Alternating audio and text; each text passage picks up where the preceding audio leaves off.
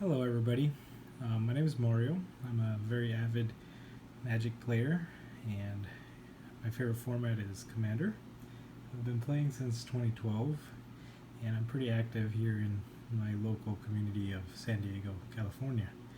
I don't usually do Decktech videos. Normally I put my videos up on Tapped Out or my deck lists. But I thought this was a particularly special deck that not only have I fallen in love with and tuned greatly and found to much excitement that I think I would like to share. I've also done something kind of special with it. I've known to proxy cards, as long as you have one, I think that's good enough. As someone who owns 23 commander decks, it would be hard to have that many copies of certain cards. So you'll be in for a treat with this deck. The commander in question is Mangara the Diplomat, a mono white commander, 3 generic and 1 white, legendary creature human cleric. He has lifelink, he's a 2/4, decent body size, not too expensive, but what had the community, of course, very interested in this card is that it's a white creature with a very particular set of text on it. It says draw a card, not once, but twice.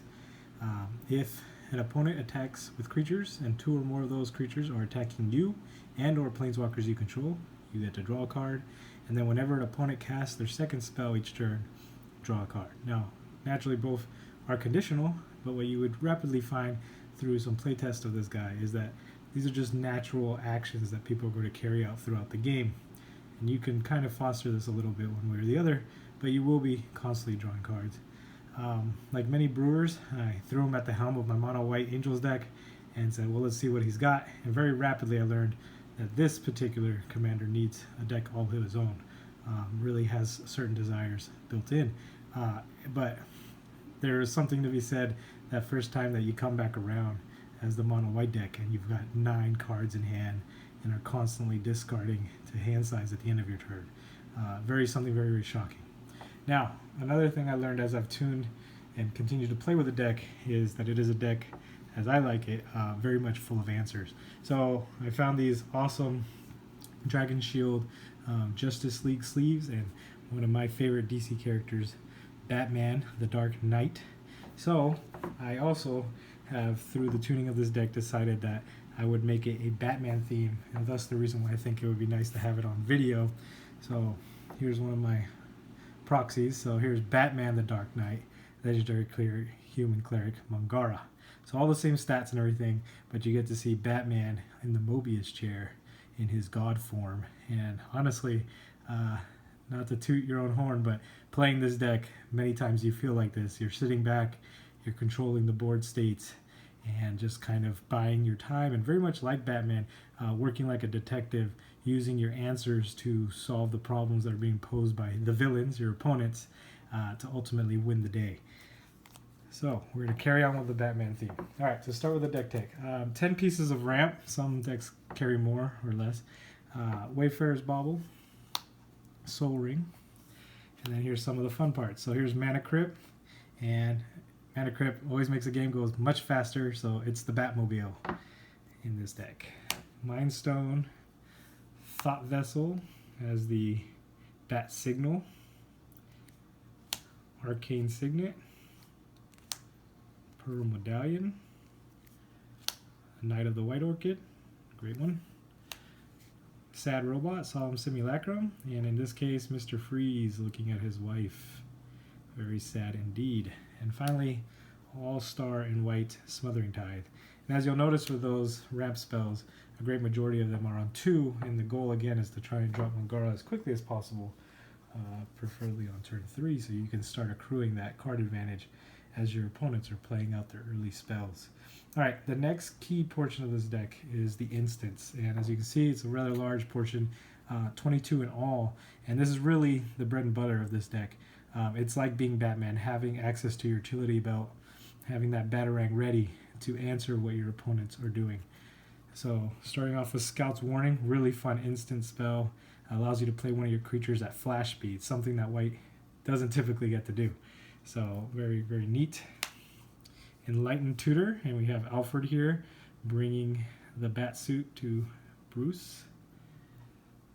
Always great to have a tutor, of course. Angel's Grace, very important for stopping those combo players trying to just storm off and win in one turn. You can really halt them in their tracks. And then Mana Tithe, an all-star favorite, got him. A counter spell in white, very hard to see. Path to Exile, the Batarang being thrown at your opponent's best creature. Swords to Plowshares, again, some of the best removal. Silence, also important for those opponents that want to cast many spells. You can halt their whole turn, or it can help you win, and we'll see that towards the end. Disenchant, I've got Batman here beating up on the Joker. You take away some of those toys from your opponents. A new card from M21, Angelic Ascension. Exile creature or planeswalker. Still in testing, but I found it very useful. The instant speed and the 4/4 Angel is not too big a downside. Dawn Charm, just very versatile card. Otherworldly Journey can save your creatures or take away a creature that is causing you a problem, at least for a turn. Lapse of Certainty, another counter spell in white. They never see it coming. Oblation, removal.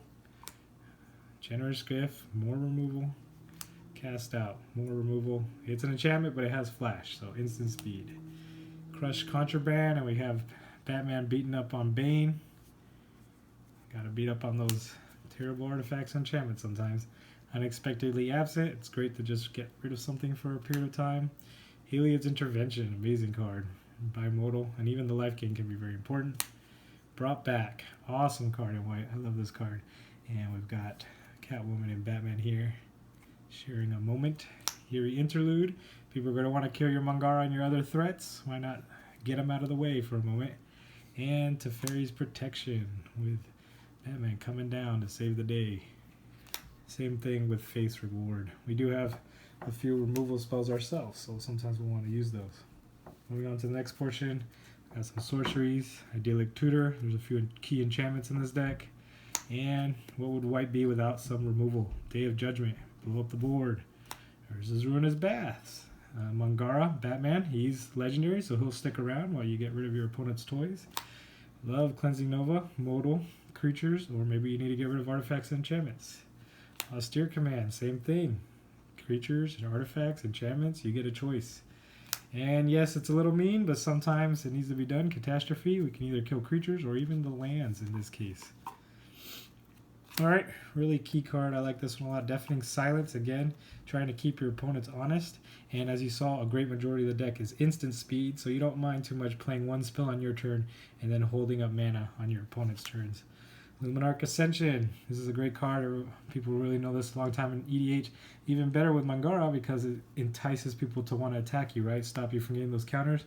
Can help you get that extra draw. Blind Obedience, with Batman giving a choke to Joker.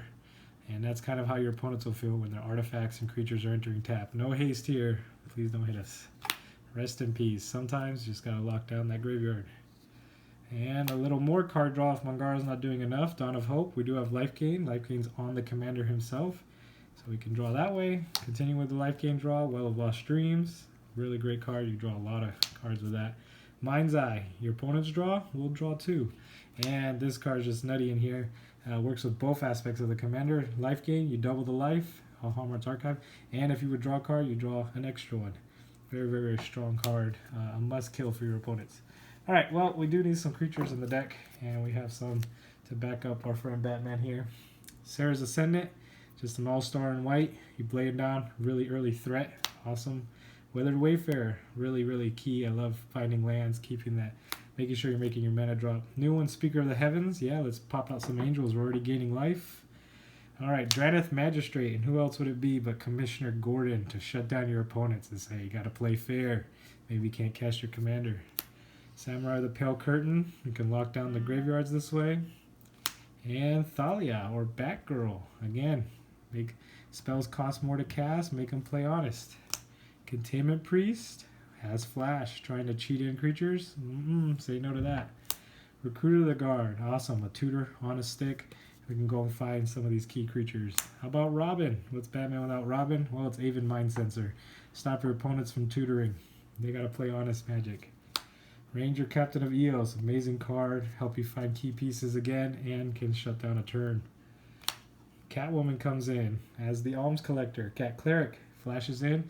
They're going to draw cards. Well, no, we're going to draw cards too. You get to steal some cards from your opponent. Very fitting. Sun Titan, buy back some of our cheap guys that might have died. Emiria Shepherd, honestly awesome angel. We're going to have a lot of planes in this deck, so you're going to get to bring back a lot of creatures. Elish Norn, oftentimes a small wrath on a body, and just a real beating. And Avacyn, let's give ourselves indestructible. Amazing creature. One planeswalker in the deck, and it is Batgirl as well. Elspeth Sun's Champion. Gonna make yourself some soldiers. Can be a wrath when you need it, and the emblem is really, really strong. Alright, well, finally, with all that controlling, all that card drawing, you churn through your deck a lot, and at some point you do need to end the game.